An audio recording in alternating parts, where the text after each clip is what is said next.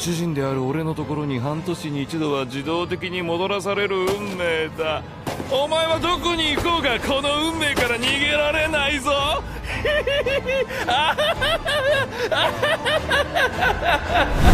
Daripada gabut, mending kita bahas alur cerita atau spoiler Rakudai Kenjano Gakuen Musou.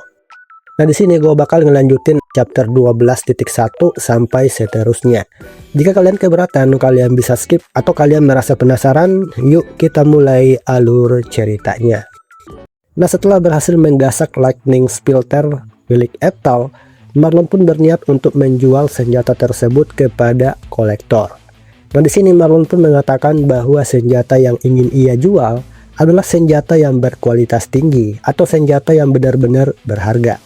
Nah, di sini Marlon dan kolektor tersebut saling tawar-menawar, di mana kolektor tersebut menawarkan artefak tersebut seharga 5.000 koin emas. Nah, menanggapi hal itu, Marlon pun sepakat, di mana Marlon merasa cukup senang karena artefak hasil curian dihargai sebanyak itu. Dan terlebih lagi, Marlon masih berharap pada Natasha untuk membawakan Marlon 5 artefak lagi buat dirinya. Namun singkat cerita, alih-alih membawakan artefak buat Marlon, Natasha pun datang ke tempat Marlon dan meminta Marlon untuk mengembalikan artefak yang ia curi dari kediaman Eptal. Namun sebelum itu, scene beralih saat sebelum Natasha pergi ke tempat Marlon, di mana saat itu Eptal pun mengatakan bahwa dirinya akan pergi ke tempat Marlon dan mengambil kembali lightning splitternya. Nah, menanggapi hal itu, Natasha pun mengatakan bahwa apakah Eptal sama tidak marah pada dirinya, karena Natasha lah yang sudah mencuri artefak berharga milik Eptal. Nah, menanggapi hal itu, bukannya marah, Eptal pun cuma memberi nasihat pada Natasha bahwa apakah Natasha melakukan tindakan tersebut atas keinginan Natasha. Nah, menanggapi hal itu, Natasha berusaha untuk jujur dengan mengatakan bahwa dirinya tidak punya keinginan, melainkan dirinya tidak bisa menghindar dari tanda budak. Nah, sambil membenarkan ucapan Natasha, Eptal pun mengatakan bahwa meskipun kakaknya Natasha tidak bisa menghindar dari tanda budak, tapi kakaknya tersebut rela melindungi Natasha. Nah, menanggapi hal itu, Natasha cuma terdiam sambil membayangkan kakaknya. Dan Natasha pun mengatakan bahwa apa yang dikatakan oleh Eptal itu memang benar, di mana saat itu dirinya kehilangan kontrol. Ya, Natasha sering mencaci kakaknya tersebut tanpa mengetahui apa yang dirasakan oleh kakaknya. Nah, dari sini Natasha akhirnya mengetahui apa yang coba Eptal katakan pada Natasha, yaitu menolak pada sesuatu yang tidak disukai Natasha. Dengan kata lain, Natasha harus mempunyai keinginan untuk dirinya sendiri. Nah, setelah kejadian itu, Shin kembali ke tempat Marlon, di mana Natasha pun disiksa habis-habisan oleh si Marlon. Namun meskipun begitu, Natasha pun gak henti-henti meminta Marlon untuk mengembalikan senjata milik Eptal. Nah, karena merasa marah, singkat cerita, Marlon pun langsung mencekik Natasha dan mengatakan bahwa apakah Natasha ingin mati. Nah, menanggapi hal itu, Natasha pun membalas bahwa dirinya tidak akan lagi mematuhi semua perintah dari Marlon. Dan kemudian Marlon pun kembali menyiksa Natasha tanpa ada rasa kasihan. Dan malahan Marlon berniat untuk menghabisi Natasha dengan lightning splitter milik Eptal, di mana Marlon pun mengatakan bahwa dirinya akan berhenti menyiksa Natasha sebelum Natasha mati. Dan kemudian Marlon pun bersiap untuk mengeksekusi Natasha. Namun tanpa disadari, Eptal pun datang dan menahan tebasan Marlon, di mana Eptal pun mengatakan bahwa penembusan dosa dari Natasha sudah lebih dari cukup. Nah, menanggapi hal itu, Marlon merasa nggak habis pikir bahwa bisa-bisanya Eptal mengikuti Natasha dan masuk ke wilayahnya sambil menyombongkan diri di hadapan Eptal. Nah, karena merasa muak dengan ocehan atau kesombongan dari Marlon, Eptal pun langsung menghantam Marlon dengan bogem mentah, di mana Marlon pun terhempas jauh akibat pukulan tersebut. Nah, karena nggak terima dengan pukulan tersebut, Marlon pun mengatakan bahwa jangan kira Eptal bisa pergi tanpa terluka, di mana Marlon pun memanggil 300 penjaga untuk melawan Eptal. Dan kemudian para penjaga tersebut mulai mengepung Eptal dan Natasha. Nah, melihat kejadian itu, Marlon sempat kegirangan, di mana Marlon pun mengatakan bahwa para penjaga yang tengah mengepung Eftal itu adalah pasukan yang dipilih dari yang terbaik. Di antaranya ahli sihir, bela diri, dan ilmu berpedang. Dan menurutnya Eftal tidak akan bisa melawan mereka. Namun singkat cerita, saat para penjaga tersebut serentak maju untuk menyerang Eftal, Eftal pun langsung mengeluarkan sihir angin tingkat supreme untuk menerbangkan Marlon dan seluruh pasukan Marlon. Dan bukan cuma itu aja, wilayah keluarga Portes pun luluh lantak akibat serangan yang dilancarkan oleh Eftal. Namun di sisi lain, Marlon mengatakan bahwa selama tanda budak irregular masih ada di tubuh Anastasia tidak akan mendapat kebebasan. Nah, menanggapi hal itu, Eftal pun mengatakan bahwa itu tidak masalah, di mana Eftal bakal menghancurkan tanda budak di tubuh Anastasia. Nah, menanggapi hal itu, Marlon sempat meremehkan Eftal, di mana Marlon mengatakan bahwa jika Eftal melakukan hal tersebut, Dewa Binatang akan muncul dan menghukum Eftal. Nah, gak lama setelah itu, Merlin pun datang dan mengabarkan pada Eftal bahwa benda-benda yang dicuri dari mereka itu sudah dijual oleh Marlon. Dan selain itu, Merlin juga sedang menyelidiki keluarga Portes, di mana Merlin mendapatkan informasi bahwa keluarga Portes tengah menjalin hubungan kerjasama dengan mafia, yaitu tentang artefak curian dan penyelundupan obat-obat terlarang. Dan oleh karena itu, sebagai kepala sekolah Altena, Merlin pun mengeluarkan Marlon dari akademi.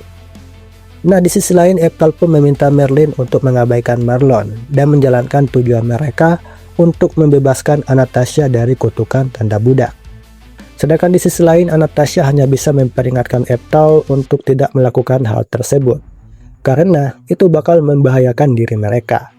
Nah, menanggapi hal itu, Merlin pun meyakinkan Anastasia bahwa selain dirinya, ada Eftal sama yang bakal membebaskan Anastasia. Dan menurut Merlin, apa yang bakal dilihat oleh Anastasia itu bukanlah keajaiban, melainkan sebuah kepastian. Nah, dari sini Anastasia pun mulai sadar dan berpikir bahwa jika mereka benar-benar berhadapan dengan dewa, maka hanya ada satu orang yang bisa mengalahkannya, yaitu Eftal sama. Nah, singkat cerita, setelah ngomong kayak gitu, mereka pun bergegas menuju ke kediaman Eftal. Nah, setelah mereka sampai, Eftal pun mulai melakukan sebuah ritual untuk menghilangkan tanda budak irregular di tubuh Anastasia, di mana Eftal sedang memberi tanda pemecah mantra. Nah, di sini Anastasia merasa nggak menyangka bahwa Eftal sama memiliki ruang bawah tanah yang cukup luas. Nah, menanggapi hal itu, Eftal pun mengatakan bahwa sebenarnya tempat ini dulunya adalah ruang latihan yang dibuat oleh keempat kaisar dengan lingkaran sihir internal level 10 dan menjadi satu-satunya tempat terkuat untuk melatih sihir. Dan menurut Eftal, tempat ini adalah tempat yang cocok untuk menghancurkan tanda budak milik Anastasia. Nah, setelah ngomong kayak gitu, Merlin pun datang dan mengatakan bahwa dirinya sudah selesai dan bersiap untuk memulai ritual. Dan singkat cerita, Eftal pun langsung memulai ritual tersebut, di mana tanda pemecah mantra yang sempat ditulis Eftal mulai mengangkat tanda budak irregular milik Anastasia. Dan seketika itu, tanda budak yang ada di tubuh Anastasia akhirnya berhasil dihilangkan. Nah, menanggapi hal itu, Anastasia merasa senang karena tanda budak yang tertanam selama bertahun-tahun akhirnya hilang seketika. Namun di sini Eftal pun mengatakan bahwa acara utama baru akan dimulai. Dan kemudian muncul bayangan hitam yang ada di atas mereka, di mana bayangan tersebut langsung menyambar Eftal dan yang lain. Namun di sini Eftal pun berhasil menahan sambaran tersebut dengan sihir pelindung level 7, di mana bayangan hitam tersebut mengeluarkan kilatan petir yang cukup mematikan dalam tempat tersebut. Nah, di sini Eftal pun meminta Merlin untuk membawa Anastasia pergi dari tempat tersebut, di mana tempat tersebut sudah nggak aman lagi buat mereka. Namun benar saja, sosok makhluk yang sangat mengerikan muncul di balik awan hitam, di mana makhluk tersebut adalah seekor Azure Dragon atau base contract. Nah, melihat kejadian itu, Anastasia dan Merlin pun sempat terkejut, di mana Merlin pun mengatakan bahwa makhluk tersebut adalah salah satu dari 4 spiritual base yang mengamuk di benua timur. Dan menurutnya, makhluk tersebut adalah dewa yang tinggal di alam spiritual atau satu tingkat di atas dunia manusia. Nah, di sini makhluk tersebut merasa marah dan bertanya pada Eftal bahwa apakah Eftal yang menghancurkan salah satu tanda kontrak mereka. Nah, tanpa merasa ragu ataupun takut, Eftal pun membenarkan ucapan dragon tersebut dengan mengatakan bahwa dirinya selalu membenci sesuatu yang tidak rasional, seperti tanda kontrak. Nah, menanggapi hal itu, dragon tersebut memuji sikap Eftal yang cukup gigih dan tenang, di mana dragon tersebut sempat menyombongkan diri di hadapan Eftal bahwa dirinya adalah dewa yang gak bisa dikalahkan oleh manusia manapun. Nah, di sini Eftal pun cuma bisa menanggapi dengan tenang dan santai, di mana tidak ada sedikit pun rasa takut dengan makhluk yang ada di hadapannya. Nah, menanggapi hal itu, dragon tersebut merasa tertarik dan ingin segera bertarung dengan Eftal. Dan singkat cerita, pertarungan pun terjadi antara Eftal dan Azure Dragon. Nah, di awal pertarungan, Eftal langsung menembakkan sihir level 7 secara beruntun, yaitu Apple Prayer, Chaos Wind, dan Ice Titan untuk mengalahkan dragon tersebut. Nah, melihat kejadian itu, Merlin dan Anastasia merasa takjub melihat 3 rentetan atribut yang dikeluarkan oleh Eftal, di mana mereka pun mengatakan bahwa dengan begitu Azure Dragon akan mudah dikalahkan. Namun tanpa disadari, makhluk tersebut masih bisa bertahan, di mana dragon tersebut merasa terkejut melihat kemampuan manusia yang bisa mengeluarkan sihir sehebat itu. Nah, menanggapi hal itu, Eftal merasa bahwa sepertinya dragon tersebut tidak mudah untuk dikalahkan. Sedangkan di sisi lain, Merlin dan Anastasia merasa bahwa dragon tersebut berhasil menyerap semua serangan Eftal tanpa terluka sedikit pun, di mana dragon tersebut mempunyai penangkal sihir di bagian sisiknya. Dengan kata lain, sisik dragon memiliki resistensi sihir. Dan selain itu, dragon tersebut adalah musuh terkuat di era 400 tahun yang lalu, di mana Eftal makin bersemangat untuk melawan makhluk tersebut. Nah, sambil menyombongkan diri di hadapan Eftal, dragon tersebut mengatakan bahwa sekarang Eftal sudah tahu bahwa sihir tidak mempan padanya. Dan menurutnya, apa yang bakal Eftal lakukan? Nah, di sini Eftal pun mencabut Lightning Splitter miliknya untuk melawan Azure Dragon. Karena Eftal tahu bahwa Azure Dragon tidak mempan terhadap sihir. Nah, di sini dragon tersebut cuma bisa tertawa dan mengatakan bahwa Eftal benar-benar menarik. Dan menurutnya, apa Eftal bisa melawan dirinya dengan kemampuan itu? Padahal dragon tersebut belum tahu bahwa Eftal serba bisa, entah menggunakan sihir ataupun serangan fisik, sambil menyerang makhluk tersebut dengan Lightning Splitter. Nah, gak mau tinggal diam, dragon tersebut langsung menggunakan kekuatan suci untuk meningkatkan kecepatannya. Ya, meskipun makhluk tersebut begitu sangat cepat setelah menggunakan kekuatan sucinya, tapi Eftal pun berhasil menghindar dari serangan tersebut, karena Eftal sudah memperkuat dirinya ke tingkat maksimal. Dan menurut Eftal, dibanding di kehidupan sebelumnya, Eftal mungkin sudah mati terkena serangan tersebut. Ya, ini berkat pelatihan Praser dan Maurer, di mana berkat pelatihan mereka, Eftal punya pengalaman. Nah, berkat pengalaman yang diberikan kedua orang tersebut, Eftal berhasil menghindar dan menangkis setiap serangan dari Azure Dragon, di mana gara-gara hal tersebut, Azure Dragon tambah marah. Nah, sambil bersiap untuk menyerang Eftal dengan seluruh kekuatannya, Eftal sempat mengingat nasihat gurunya bahwa jika Eftal dapat serangan yang sangat cepat, Eftal perlu menggerakkan tubuh dan kaki Eftal, sambil mengingat gerakan-gerakan yang diajarkan oleh gurunya.